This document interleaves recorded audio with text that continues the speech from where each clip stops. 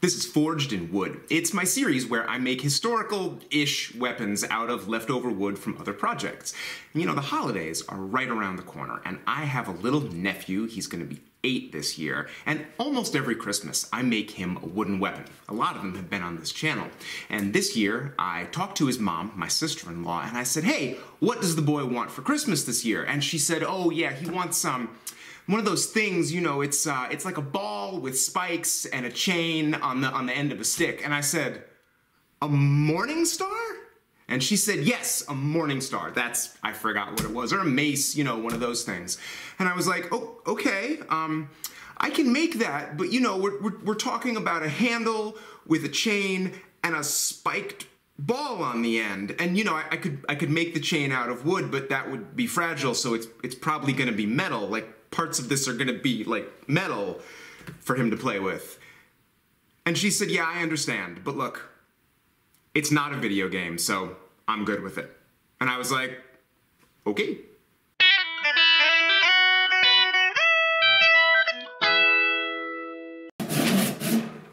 Okay.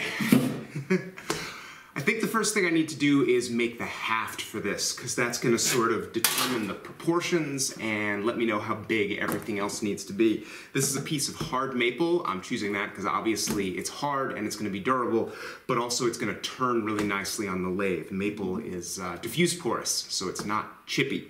So I'm going to rip this piece down to about 1.5 inches, take it over the lathe, and I'm going to do a pretty free-form turning. I don't have a really strict plan here. I know I want a handle section, going to be long enough for a two-handed grip. I want a bead detail on the beginning and the end of that to keep your hand from sliding around too much. I know I'm going to texture that handle for better grip. I'm going to size the end of it to take a little copper or a steel ferrule so it's not going to split. And then the top of the haft isn't going to be very decorated. I'm mostly just going to go for a smooth cylinder with a nice uniform diameter. That's going to make it really easy to fit other parts to it. Yeah, something pretty much like this. So here's the thing. I've got the haft, and that's great, but now I have to get somehow from the haft to the ball, so that's going to be a piece of chain, and then I need connectors. I need to connect the chain to the end of the haft, and then I'll need another connector that can be like affixed to the ball, and the chain will have to go through that. So I need like 3 pieces of hardware here. And originally I was going to make the whole thing out of wood, and I had some honestly harebrained schemes for working that out. But I was talking about it with my buddy Grant. He's a blacksmith, and he's much better at blacksmithing than I am.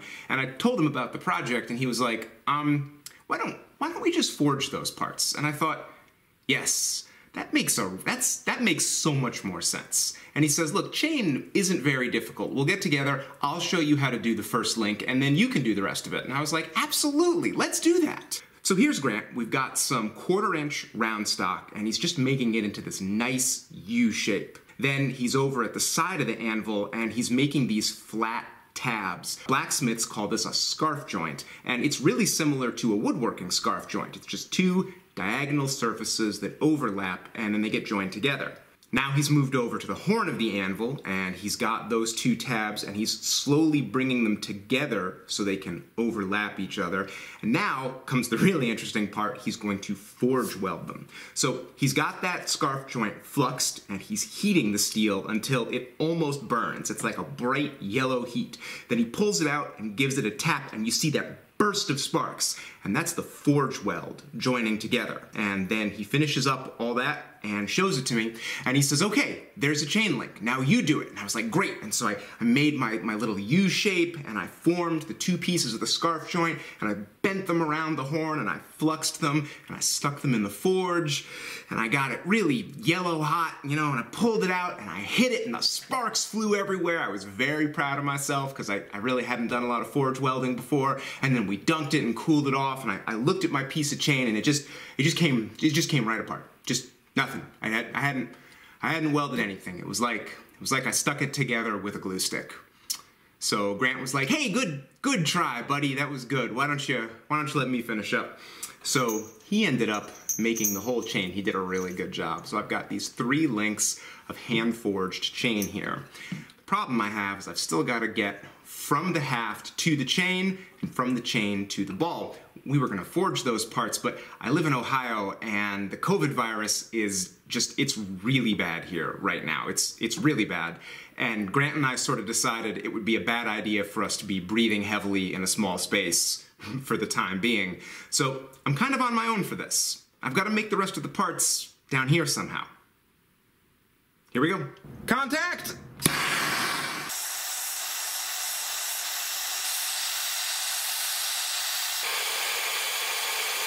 Doesn't look red because of the filming lights, but it's pretty red. Should be hot enough.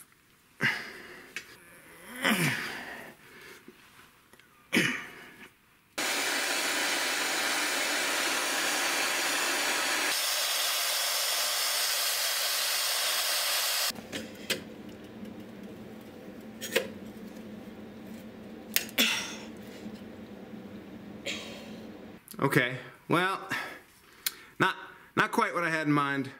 That's what I get for trying to get fancy without the correct equipment. Plan B.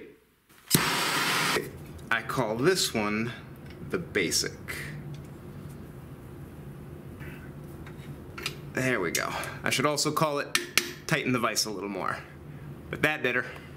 All right, this is day 2 of the build. Last night, before I finished up, my daughter came down and stained the haft this nice English chestnut color. She did a great job. She's 7. She loves it when she can come down in the shop.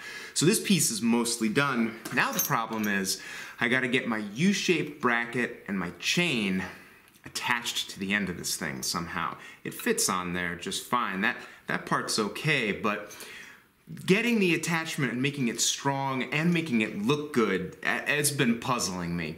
The obvious solution is just to drill it, like I have here, and then just put screws into the haft. That was the simple way to do it. But I just thought, ugh, modern screws are just gonna look so out of place on this thing.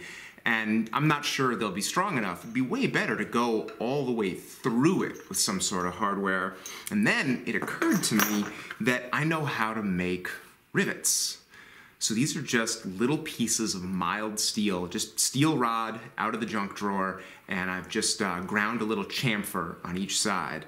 And now I'm going to get my tools and I'm going to show you how you can use just plain steel like this to make your own rivets in your shop. The pins now are inserted through the U-shaped bracket and through the handle. This takes a lot to line up, so I just did it off camera. It already looks pretty good, but it's going to be really sturdy and it's going to look even better once I peen over these ends to make these into rivets. And usually I would use a rivet setting block for that. And I've got so many blacksmith friends, I usually just borrow one, but I'm working at home, so I just had to make my own here. This is just a block of mild steel, and I've drilled a 1/4 inch hole right there, which is just a tiny bit bigger than my stock.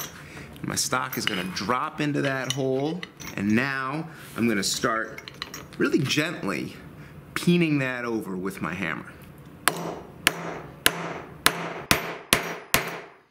So now you can see I've got a good mushroom shape there, and then because this piece was sitting down in this hole, it's mushroomed out a tiny bit on me, but it hasn't gotten all distorted out.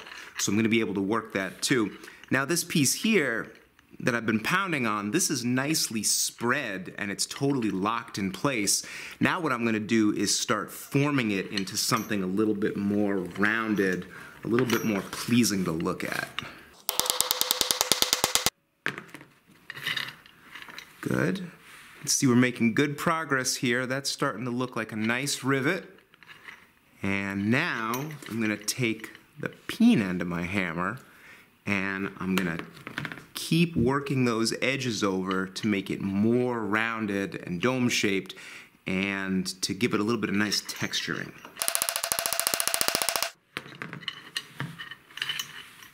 There we go. Now you can see there, that's a really nice looking rivet. And if you've ever wondered what the ball peen end on your hammer is, well, that's what it's for.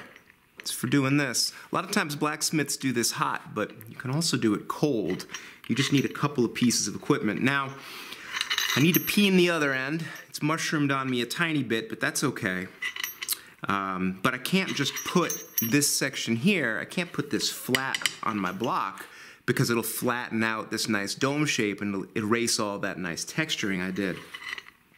Professional rivet setting block would have these nice, perfect dome-shaped depressions in it to cradle that head and support it while you work the other side.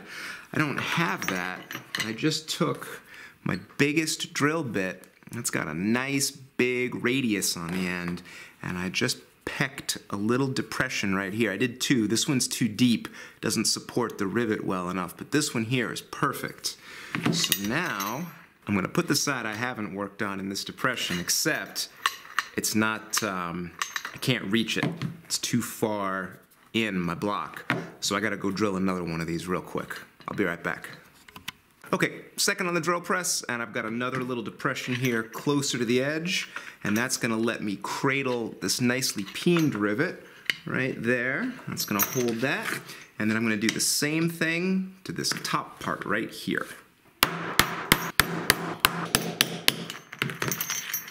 And with both of those rivets worked, they're nice and solid hold, and we've got a nice peened over textured look. Because I had this little depression to sit it in, the original rivet that I worked on at first, that hasn't gotten all deformed and flattened out. They both look about the same. And now I can peen this bottom one here, and then this whole section will be done. The last big piece of this project is the sphere, that ball that I'm going to put all the spikes on. And of course, I'm going to turn that on the lathe. So you can see here, I've laminated together a bunch of pieces of walnut, and they're already in sort of a roughly round shape. I'm going to start taking my turning tools and just very roughly turn those down into a ball shape. Then I'm going to put on these things called sphere cups, and they're just a little homemade jig that you can put on your lathe that lets you grip a round object and shift it around in lots of different directions, spin it on multiple different axes while you just slowly work down those high spots and get kind of a perfect circle. Then I'm going to sand the whole thing, taking it through a bunch of grits until I get something really fine. And when I'm done, that's it. Now I've got the sphere and I've got the haft with the chain. The challenge is connecting these two things together. But I think I have that worked out. So I've got a nice piece of bar stock here. And I think if I heat up one end, I can put it in the vise and bend up a little tab like this. And then I can put it in the other end and bend up a tab just like this. Then I'll cool the whole thing off. I'll heat just the middle and bend that around a narrow radius. I think that's gonna give me the connector that I need. Now we're pretty much down to the details. I turned 5 of these little spikes out of maple over on the lathe. I know they're a little dull, but this thing is a toy after all. I don't want the boy to hurt himself. And now I've got my walnut sphere set up on the drill press, and I drilled out this piece of wood so that the sphere could be indexed to the press so I can drill straight up and down. I'm going to do 1 hole right in the top and then 4 around to give me a nice big spiked ball. I'm going to epoxy in the spikes, do a little bit of detail work, and then hopefully I get to sit back and spend at least a minute or two enjoying what I've made. You know, a lot of the great weapons in history had names, like Excalibur. I think I'm going to call this one Emergency Room. But in all seriousness, I'm happy with the way this came out.